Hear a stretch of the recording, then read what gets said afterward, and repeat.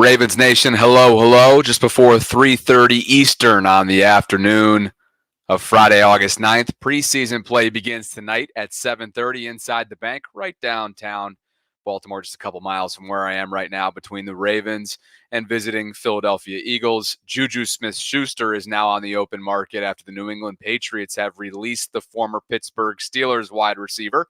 And given recent moves made by the Ravens front office just this week, I feel like it warrants a conversation. So let's do that. Today's live stream is brought to you by my friends at BetUS. More on them in just a bit, but we'll begin right here.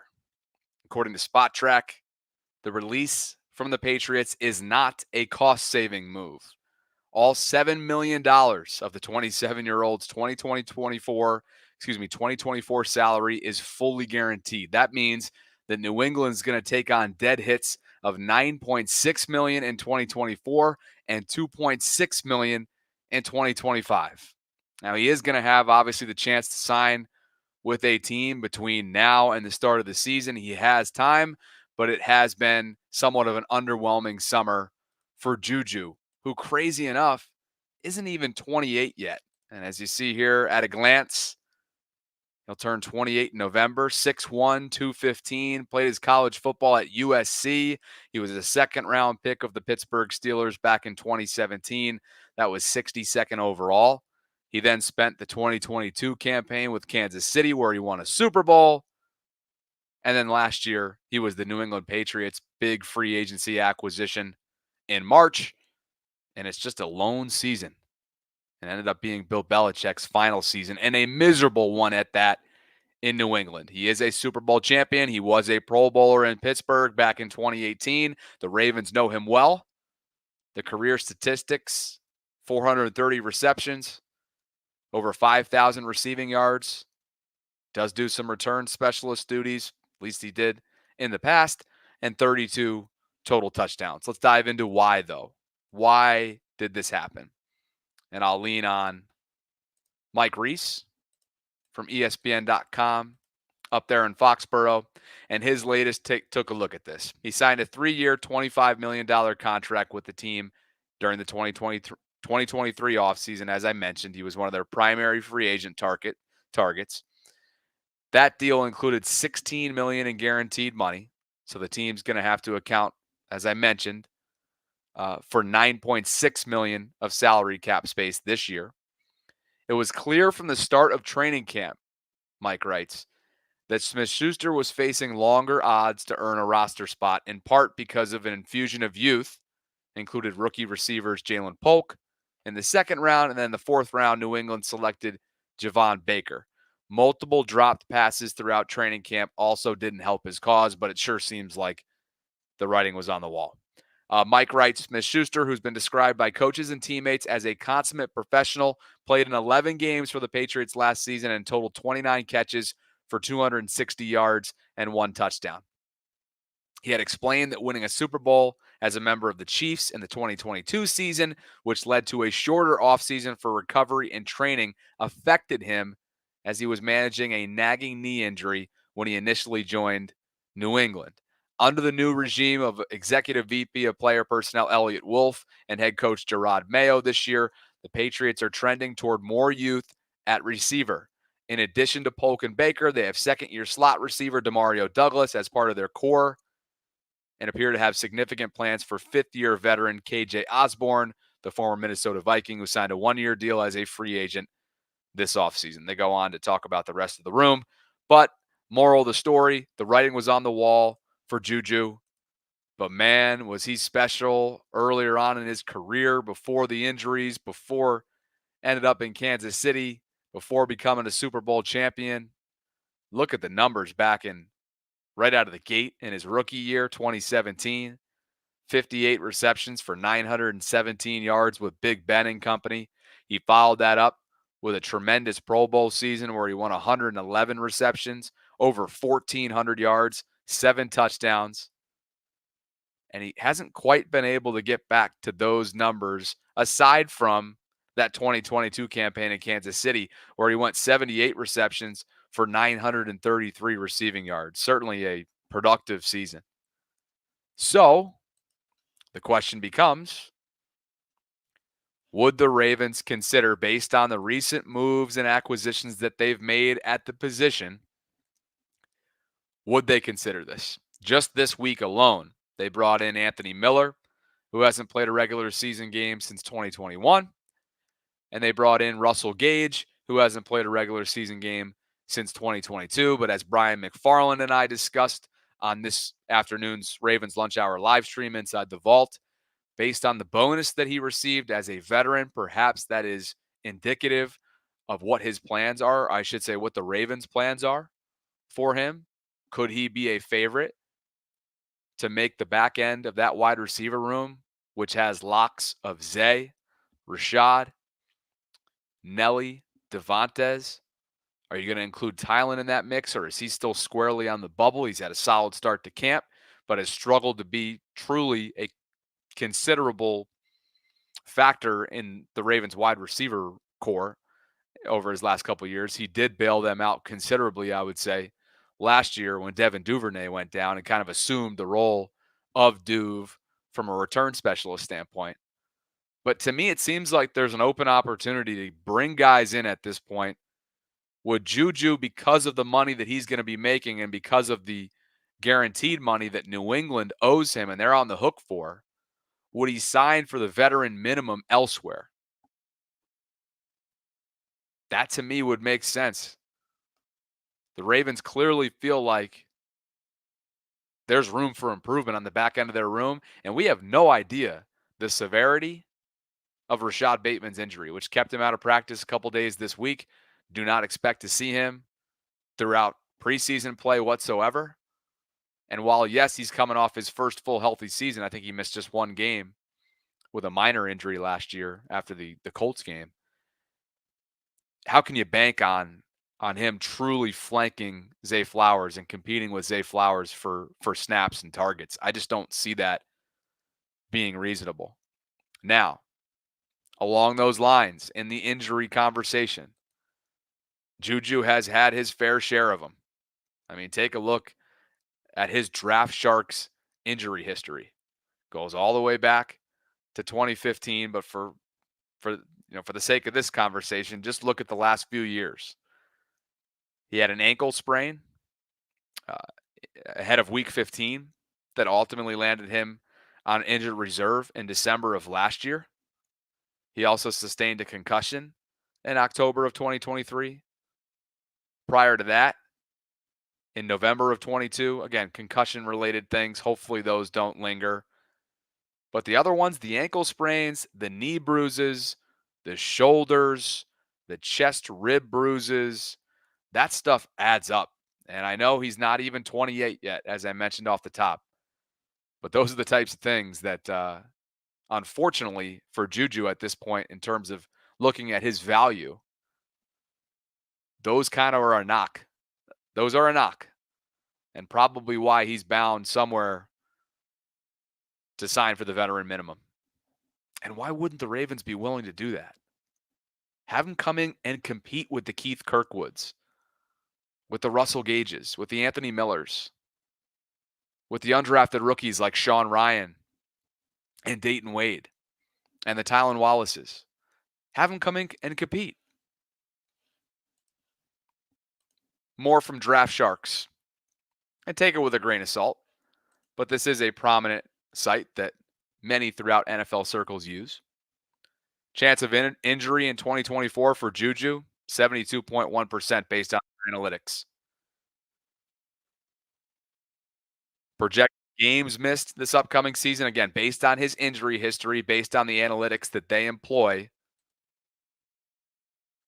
at Draft Sharks, over 2. Chance of injury per game, I mean, they'll literally go into this, into the specifics. Chance of injury per game, durability, everything. And look at the chart on the left-hand side right here. Head, shoulder, knees and toes, knees and toes. No. Yeah, there is a knee in there, but I don't think there's any toes. You get the point. Sure, it comes with risk, but perhaps with that mid-level to high risk, it'd be a big reward too. And when I say high risk, there isn't even that much associated with this because it would just be the veteran minimum that they'd be throwing them. So bring them into camp. See what they have. Maybe make a decision after you see what you have through one preseason game tonight. Because I know I, for one, I'm going to be looking hard at what the Ravens' back end of the wide receiver room looks like and what the target share is all about, the way they distribute the football. Sure, it won't be Lamar throwing, Tim. It'll be Josh Johnson and probably Devin Leary. But write me down as somebody who wants to see the Tylans compete, the undrafted rookies compete, and some of the veterans like a Russell Gage, who literally signed the same day and started practicing. More on this, and I want your reaction to this potential move coming to fruition for Baltimore after this. A word from BetUS. Michael Vick at BetUS.com. Catch an incredible 125% sign-up bonus on your first 3 deposits, plus 10% gambler's insurance. BetUS, my online sportsbook and casino. Okay, so right now at BetUS.com, they're offering a 125% deposit match on your first 3 deposits up to $2,000. And what better way to throw some money around when you see this? The winner odds, 2024, 2025 for Defensive Player of the Year. Of course, Micah Parsons is going to headline this list. But look at number 14, our guy, plus 3,500. Might be worth responsibly throwing some money down on that.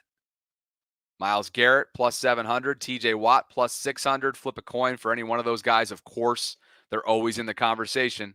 But Zach Orr made it a point during one of his press conferences this offseason to make it clear. That's what we're striving for in terms of what we think Kyle Hamilton could be in year 3. That's how much of a unicorn he is. BetUS has the fastest payouts in the industry. They give you a fast and easy deposit and withdrawal process. You've got personalized service 365 days a year, live wagering on all major games. They'll give you 10% back on your net losses twice a year, and they'll also allow you to have your own personal account manager. You can click on the link that's included in the show notes below to support my brand sponsor, to support me. And just know they are offering a 125% deposit match, as I just told you, on your first 3 deposits up to $2,000. Thanks to BetUS for sponsoring the channel for yet another football season. And let's keep this conversation moving. Juju Smith-Schuster. That is the news that just went through a short while ago here. He's been released by the New England Patriots. He's not even 28 yet. Let's hear what you guys have to say. Justin Holt weighing in, not worried about our offensive weapons, more concerned about the O-line and our pass rush. Robbie, what's up, brother? If the Ravens can pay big bucks for defensive line, they could do the same with wide receivers. They got to get Ayuk instead of shooting for mid-veterans. Ayuk is big, big, big, big, big money. You know, he's wherever he ends up, the guy's going to be playing for market resetting money, and I don't see the Ravens doing that or being up for that in terms of their history at that position when it comes to allocation and investing. Sebastian weighing in with some of the candidates tonight who are competing for those final slots in the wide receiver room. Tylan, Ryan, and Wade might have a big one tonight between them, meaning Tylan Wallace, Sean Ryan, and Dayton Wade. 2 undrafted rookies versus a former mid-round, what was it, day 3 maybe? Fourth or 5th rounder in Tylan Wallace a few years ago. Antonio, we need a real wide receiver. Instead, the Ravens settle for castaways. That's okay with y'all? Well, they've taken their shots in recent years. They did so again this year. I know it wasn't on night 1, but they did go and get Devontae Walker, a vertical threat, somebody who has high upside, somebody who can stretch the field out and doesn't necessarily need to come in and live with the same pressure that Rashad Bateman, Marquise Hollywood Brown, and Zay Flowers all lived with as soon as they got to Baltimore, meaning like the expectations within the fan base, correct me if I'm wrong, were through the roof immediately because we didn't have a number 1 wide receiver in Baltimore. And to be honest with you, We don't yet either. I don't think Zay he's a fantastic player 1 year into his career.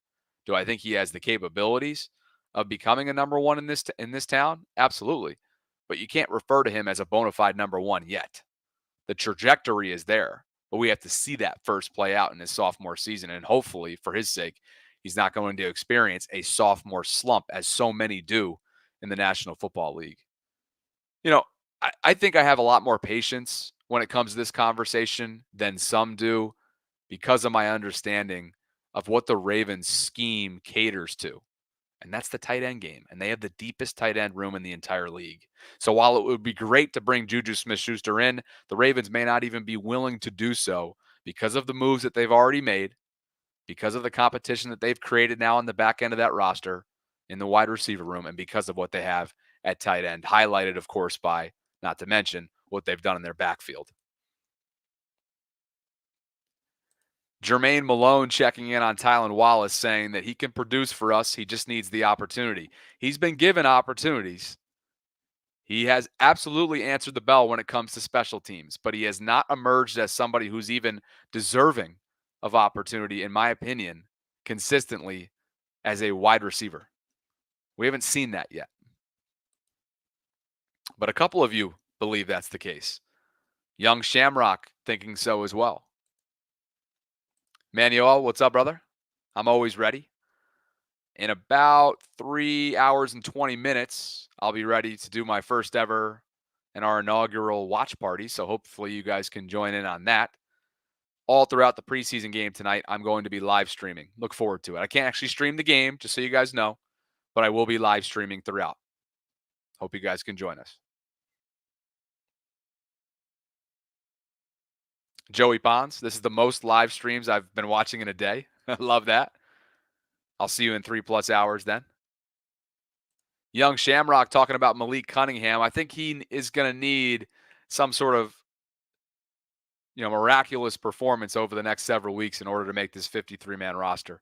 I think it's a win for him, who literally just converted from quarterback to wide receiver. I think it's a win for him. Makes the practice squad and let the chips fall as they may. Stay healthy, stay ready, and maybe you get the opportunity. Some of you are dragging Juju Smith-Schuster for his TikTok. We all remember in Pittsburgh, he was a little bit of a headache. There's no doubt about it. And that's something that the Ravens would have to be okay with. Now, he has been humbled, and he was just released by the Patriots. At the same time, I say humbled. The guy is going to be getting paid $7 million in 2024 to not even play for his employer. So I say humbled, but joke's on us.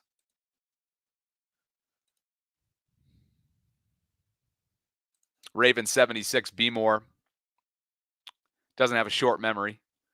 He says, salute, Bobby. I don't want Juju here. He declined us 2 years ago. Forget Juju. I forgot about that. Wait, so what year was that going into? Was that when Lamar, though, his future was uncertain? Who remembers that? When did Juju Smith-Schuster decline interest in the Ravens?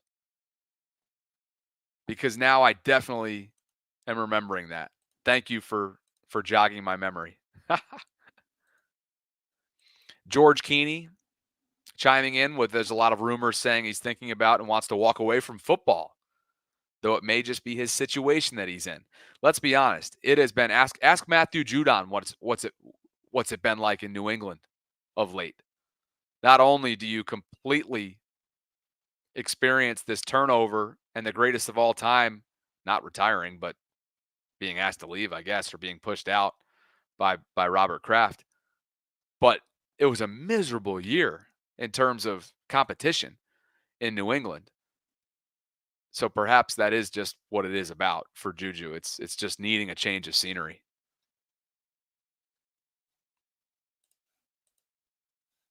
Sebastian weighing in that the Ravens offered $11 million.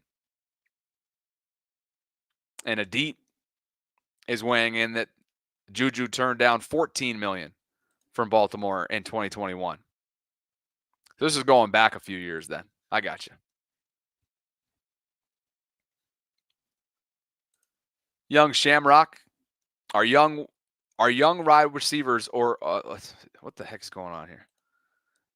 Are our young wide receivers are where it's at? If they went somewhere else, I guarantee you they would do great. We just need to give them the opportunities with us. How's Marquise done since leaving Baltimore?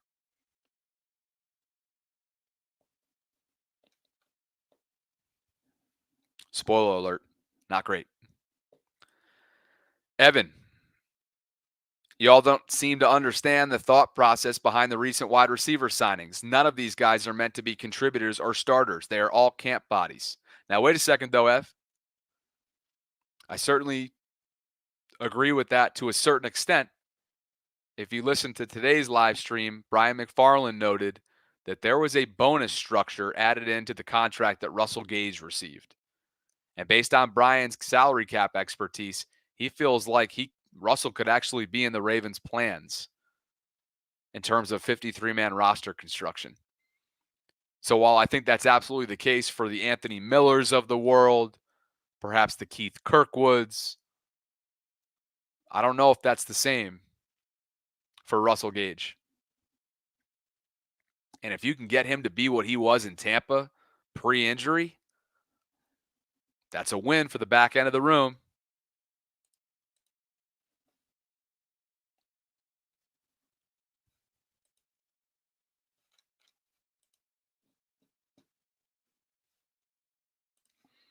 Justin showing some love to the Discord. Would love for you guys to join the Bobby Baltimore Discord server. It is a 24/7 hub for conversation surrounding Baltimore sports. It is free to join. We're coming up on 500 members in there. This thing is constantly cooking.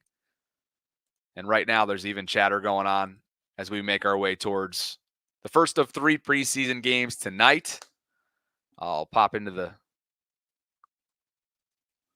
live chat right now with the link if you'd like to join. Appreciate you, Justin, as always. Here's the thing. Going back to that comment a minute ago, I think it was Young Shamrock who mentioned it.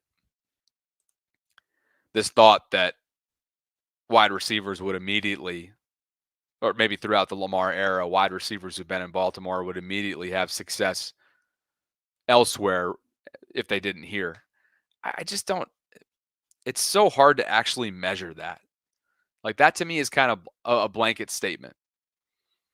And some of that was scheme related. In the Greg Roman era, of course, wide receivers didn't want to come to Baltimore because they weren't throwing the football.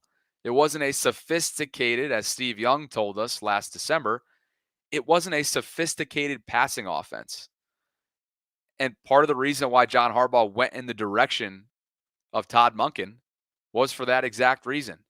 We got to get back to a pro-style offense. We have to invest in playmakers around Lamar Jackson and allow him to develop as a passer, as somebody who has creative freedom at the line of scrimmage, as someone who now pre-snap is as sophisticated as anybody in the league and has as much autonomy as anybody does in the league. And that's been the evolution of Lamar. And the fact that he went on one vote shy of earning a unanimous MVP season, the second of his young career through 6 seasons, the first year in Todd's offense, the first year working with an Odell Beckham Jr., is nothing short of spectacular. It's not talked about enough.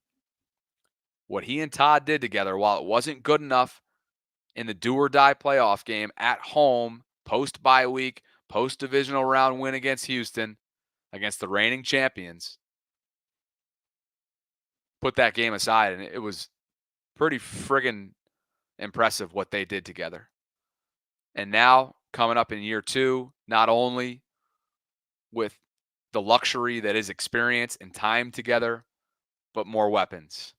Add in a Derrick Henry. Add in a Devontae Walker. And we'll see what the back end of the wide receiver room looks like in a few weeks as well.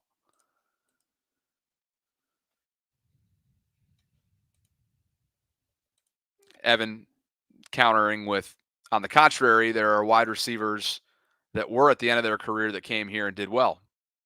Willie Snead is one that comes to mind. Is Willie still in the league? Why do I feel like Willie got signed recently? What's he up to? Oh yeah, by Miami. Willie Snead's trying to make Miami's 53-man roster. Good for him. Being that he's a Florida guy too, that'd be fun. I always loved Willie. That 2019 season was the year that I was in the locker room with all the access that I used to have as a member of the radio team, and Willie's a really really good dude.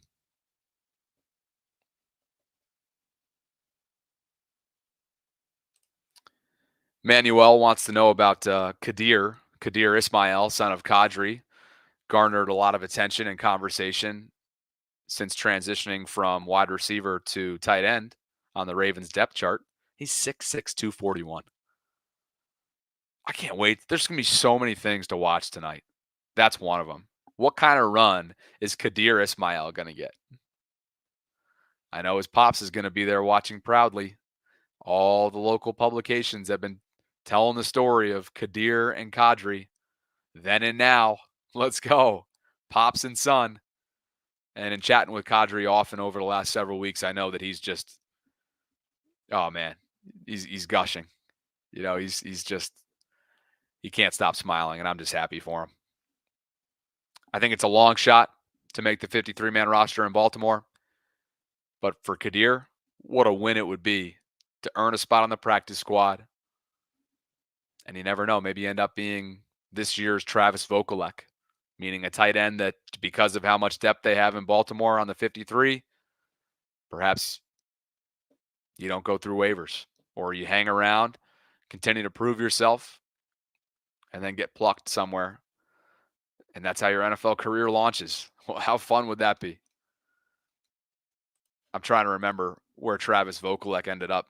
Does anybody remember? I thought it was out west somewhere, maybe Arizona. Yeah, tight end for the Arizona Cardinals. Travis Vokalek. Good for him, man. Hope he makes the 53 out there because what a stud he was. Former undrafted rookie in Baltimore last summer.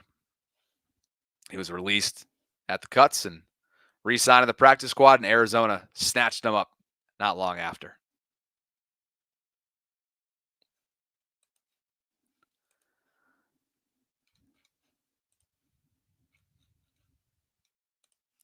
Hey, Paul Bauer, Chris Paulus, I thank you both for the support that you're giving me through Patreon. This is your monthly shout out. Patreon is a fantastic way to support what we're building here. When you're doing daily content the way that we are, at the rate that we're going, particularly in season, goes a long way when you get this kind of support aside from your brand partnerships. So, Paul, Chris, thank you both. If you guys are interested in doing the same, you can visit patreon.com/Bobby Trosset. That information can be found in the show notes below. And I would love for you to join two communities, one of which is free. You've got the Discord server, the Bobby Baltimore Discord server, 24/7 hub for conversations surrounding Baltimore sports. That is free. And you can join the Bobby Baltimore Patreon community for as little as $1.99. Again, that's patreon.com/Bobby Trosset. A little over 3 hours from right now, we will be back in live formatting for the first of 3 preseason games. And for the first time ever, I will host a watch party 1.0, meaning we will watch the game together. I'm not allowed by copyright law to actually stream the game here on the channel. So make sure you're in a place where you can either listen or watch the game, and we will react together. We will get voices and names and personalities in and out, and it should be a fun time for a few hours. All right? And if you like it, and if I like it, most importantly, and I can actually do it because there's a lot going on at once, maybe it's something that we continue to do. I know a lot of YouTubers and content creators around the country are doing this, so I will give it a hard look. All right? Appreciate you guys for dropping by. And I will catch up with you around 7 o'clock Eastern for the first of 3 preseason games. It's the Ravens and Eagles in a rain-filled, I'm sure, M&T Bank Stadium. Hopefully the rain will have passed by then. It's going to be wet and soaked. For those of you who are out at the bank, be safe. Enjoy it. Football is back in Baltimore. Cannot wait to be back with you tonight. A huge thank you to BetUS for sponsoring this episode. And I'll catch up with you guys soon. Like the video if you enjoy it. Subscribe to the channel if you haven't already done so. And hit that notification bell so you can be notified when we're going live. All right? Talk to you guys soon. Later.